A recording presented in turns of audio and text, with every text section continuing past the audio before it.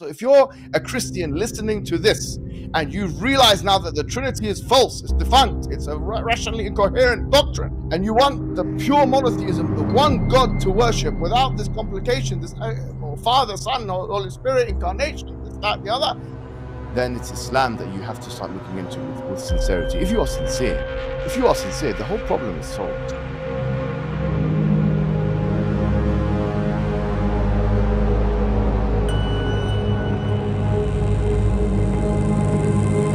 Islam is often presented as the world's simplest and most rational religion. Its defenders, like Muhammad Hijab, love to invite Christians and others to abandon their so-called contradictory beliefs and embrace Islam's supposed clarity. But what if I told you there's a dark secret lurking beneath these claims of simplicity? A secret so unsettling, so deeply buried, that Muslim apologists like Hijab will never bring it up. Buried deep in Islamic history and even within the Quran itself is a mysterious story. A story of three pagan deities, a prophet, and a shocking revelation that was once part of Orthodox Islam but has since been swept under the rug. What is this story and why is it so dangerous to Islam's credibility? Let's start with a couple verses from the Quran, verses that mention three pagan deities. At first glance, they may seem harmless, even obscure, but as we'll see, they hide a secret that the earliest Muslims knew all too well. The secret that became so embarrassing, it was erased from Orthodox Islam as we know it. Surah 53:19. Have you considered Al-Lat and Al-Uzza and Manat, the third one, the other? These two short verses may not look like much at first glance, but they are some of the most puzzling in the entire Quran. They name three pagan deities, Lat, Uzza, and Manat, worshipped by the Quraysh tribe in pre-Islamic Arabia. Why would the Quran, a book that repeatedly condemns idol worship, mention these gods in such an ambiguous way? And what's even stranger, after the Quran mentions these three pagan deities, Lat, Uzza, and Manat, you might expect an immediate and forceful condemnation, declaring them to be false gods. After all, Islam is supposed to be the purest form of monotheism, but that's not what happens. Instead, the very next verse shifts focus entirely. Is the male for you, and for him the female? This verse criticizes the Quraysh for attributing female names to angels, a seemingly unrelated point that feels sort of out of step with the gravity of the preceding verses. Why doesn't the Quran denounce these gods outright? Why this sudden pivot to an issue about angels? It's a strange detour that raises even more questions about the meaning of Lat, Uzza, and Manat in this passage, and why these names were invoked at all. Now we do know this. These verses were delivered during a critical moment in Muhammad's life. He faced growing opposition from his tribe, the Quraysh, who fiercely defended their ancestral gods. The stakes were high, and Muhammad's mission was hanging in the balance. But what happened next is one of the most controversial moments in Islamic history. Something so significant, it would later be rewritten, reinterpreted, and eventually suppressed. To uncover the truth, we need to go back to some of the earliest Islamic sources. The year is 615 AD, and Mecca is at a crossroads. Muhammad's mission is in jeopardy. His message of monotheism has alienated the Quraysh, the dominant tribe that clings fiercely to their ancient gods, Lat, Uzza, and Manat. These three goddesses are the cornerstone of their worship and identity. For years, Muhammad's denunciation of their gods has only intensified the hostility. His followers are few, his influence is fragile, the pressure to compromise is mounting. And then something extraordinary happens. The early Islamic sources, Ibn Ishaq, Tabari, and Ibn Sa'id, describe a pivotal public recitation of Surah 53, the Star. The Quraysh gather, skeptical but curious, to hear Muhammad speak. His voice resonates through the crowd. Have you considered Lat and Uzza and Manat, the third, the other? The Quraysh brace for what comes next, another condemnation of their gods? Instead, Muhammad continues with words that leave them stunned. These are the exalted cranes whose intercession is to be hoped for. For the first time, Muhammad's words appear to affirm the power and status of the Quraysh's deities.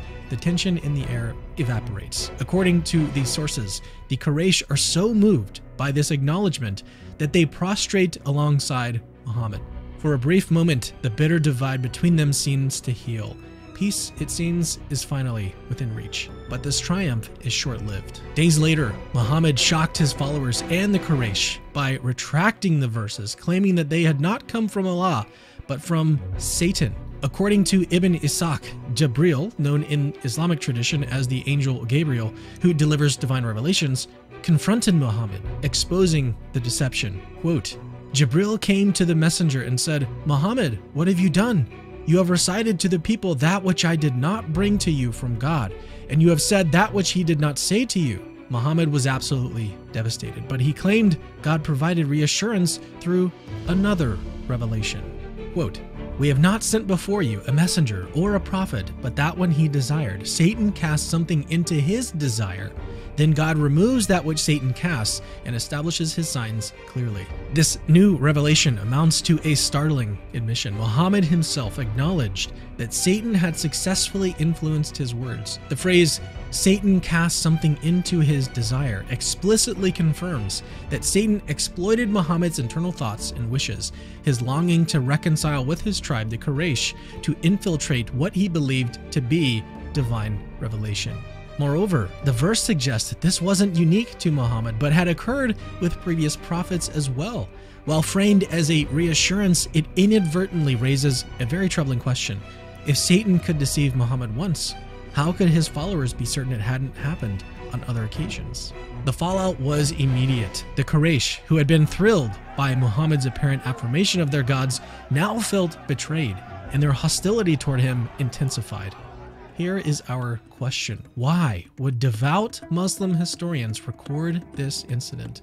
Why include a story so embarrassing, one that cast Muhammad as fallible, even deceived? To answer this, we turn to the groundbreaking work of Shihab Ahmed, a highly respected Muslim scholar whose credentials are impeccable.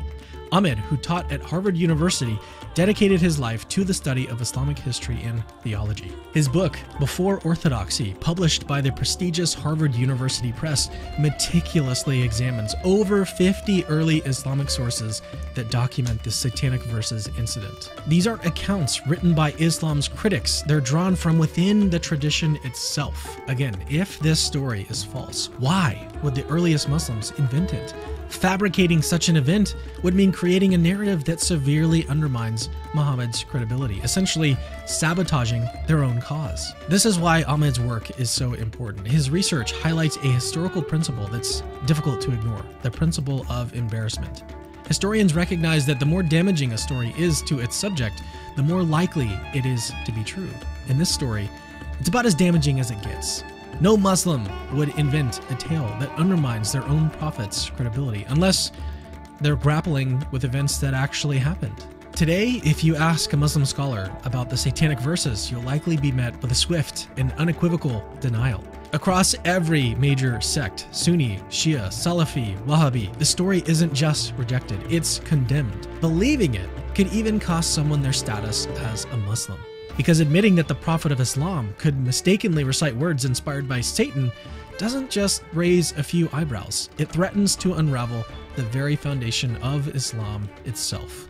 But what's fascinating is that this wasn't always the case. According to Shihab Ahmed, in Before Orthodoxy, the rejection of the Satanic Verses incident is a modern phenomenon.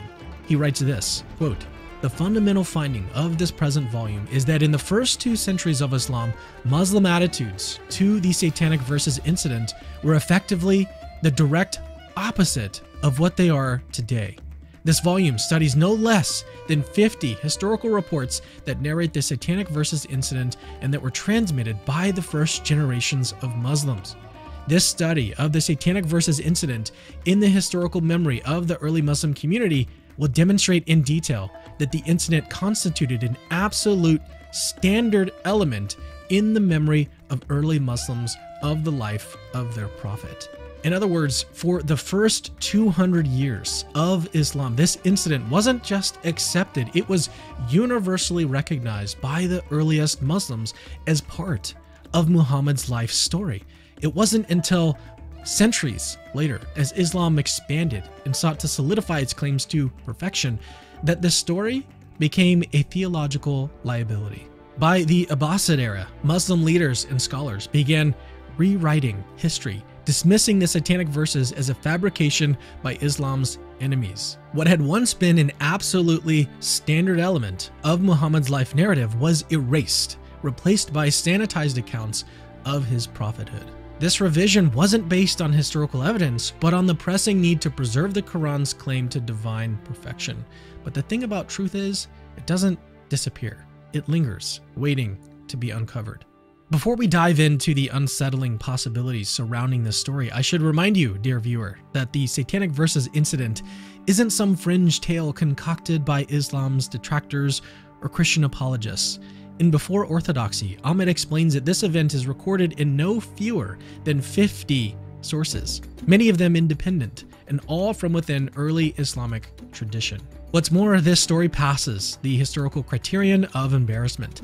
No one invents a tale that damages their own cause. The fact that early Muslims recorded a story so damaging to Muhammad's credibility, combined with the fact that it shows up in multiple independent sources, makes it more plausible than not that this event actually happened.